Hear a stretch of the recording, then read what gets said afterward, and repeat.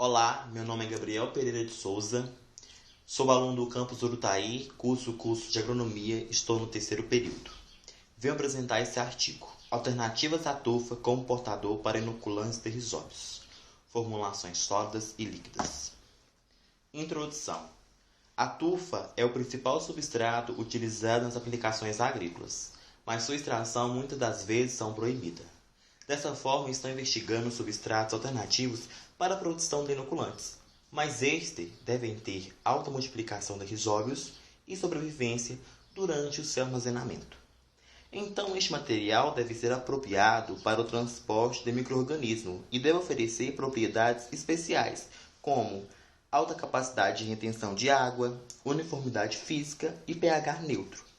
As inoculações desse trabalho foram feitas em semente de soja. Foto. Como pode ver na imagem, esta é uma ondulação na corola da raiz da soja, resultante da inoculação com uma população elevada de células de bradiorizóbio, que é uma bactéria que se associa às plantas leguminosas para efetuar fixação biológica de nitrogênio, que se traduz na transferência de nitrogênio atmosférico para o solo, permitindo a adubação natural, como foi realizado neste experimento. Objetivo: determinar a sobrevivência de alguns tipos de rizóbio em diferentes materiais de suporte, em formulações líquidas, e a sobrevivência de rizóbios inoculados em semente de soja e seu desempenho em condições de campo. Materiais e métodos. Septas bacterianas em condições de cultura. Essa tabela mostra as espécies bacterianas usadas nesse experimento com seus devidos códigos. As bactérias utilizadas nesse experimento foram Bradiorizóbio japônico, Sinorhizobium freite, Bradiorizóbio sp, Mesorhizobium ciceri, Rhizobium leguminosarium, Rhizobium ethyli, Bacillus bacterium. Características do portador e alterações. Perlita é uma pedra vulcânica composta por silicato de alumínio hidratado. A cepiolite e a talpugite são argilas minerais. O bagaço de uva e a cortícia são resíduos testados como substrato orgânico. Inoculantes, produção e controle de qualidade. Foram testados 3 meios líquidos como inoculantes: o Álvares e o Bergense. E os ensaios foram realizados em frasco de 100 ml, contendo 50 ml de cada meio, mantido com uma rolha de espuma para troca de ar, e as bactérias foram cultivadas até a fase estacionária. Inoculação de sementes e sobrevivência de bactérias em semente. Ocorreu a inoculação em semente de soja, com quantidades iguais de formulações líquidas. Experimento de campo. Foram realizadas na Estação de Pesquisa Agropecuária, no IFAPA, em endelhamento em blocos casualizados, com 4 repetições, permitindo um espaço de 1 metro entre as parcelas e 3 metros entre os blocos. Estatística. A análise foi feita por meio da análise de variância e teste F. Resultado e discussão.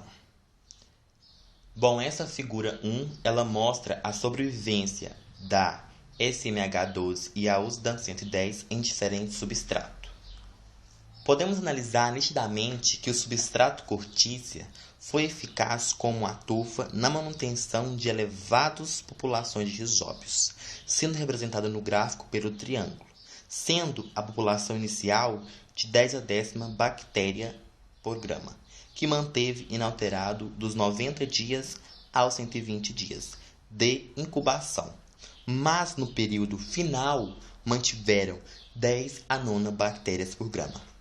A perlite, representada pelo asterisco, manteve maior que 10 a 8 bactérias por grama. Já a talpugite e a cepiolite manteve mais ou menos por 5 meses a população de 10 a 8ª bactérias por grama, mas em seguida diminuiu para 10 a 7ª bactérias por grama. Podemos ver nitidamente também que o bagaço de uva caiu acentuadamente após os 15 e 30 dias, como mostra o gráfico. Ou seja, esse composto não favorece o crescimento bacteriano.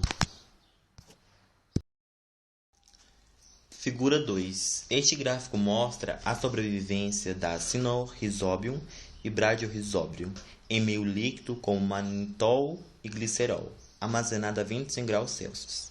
No gráfico das cinobactérias, o resultado mostra que a medida do Alvarez manitol, representado pela bolinha fechada, apoiou mais de 5 vezes 10 a nanobactérias por ml após os 90 dias, mas o Alvarez glicerol, representado pela bolinha aberta, caiu acentuadamente após 15 dias, como podemos ver nitidamente no gráfico. E o Vicente glicerol, representado pelo quadradinho aberto, também, após os 30 dias, caiu nitidamente, mostrando que não são bons inoculantes para a sobrevivência bacteriana. Já nas Bradyrhizobiums, todas as formulações líquidas testadas apoiou em uma adequada sobrevivência, fornecendo mais de 10/8 bactérias por ml no final do ensaio. Mas durante os primeiros 30 dias, o Alvarez manitol, bolinha fechada, e o glicerol, bolinha aberta, teve o maior número de bactérias por ml. Mas no final do ensaio, o meio melhor foi o Bergense, representado pelo triângulo, com 10 a 9 bactérias por ml. Tabela 3. Esta tabela mostra o resultado final do trabalho, como nodulação, peso seco da planta, rendimento, teor de nitrogênio, para todos os substratos utilizados nesse experimento. Nodulação. A taxa de nodulação de qualquer formulação em USDA 110, que representa os Bradyrhizobium, foram mais baixa do que os dos outros inoculantes, SMH12, que representa os Sinorhizobium.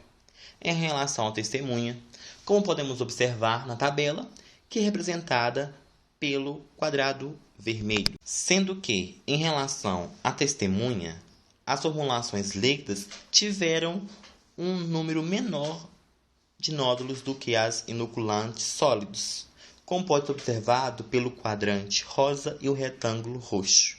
Um exemplo que a gente pode pegar aí é na SMH12, que produziu 115,8 nódulos no substrato sólido e já no inoculante líquido somente 57,3, ou seja, são diferentes.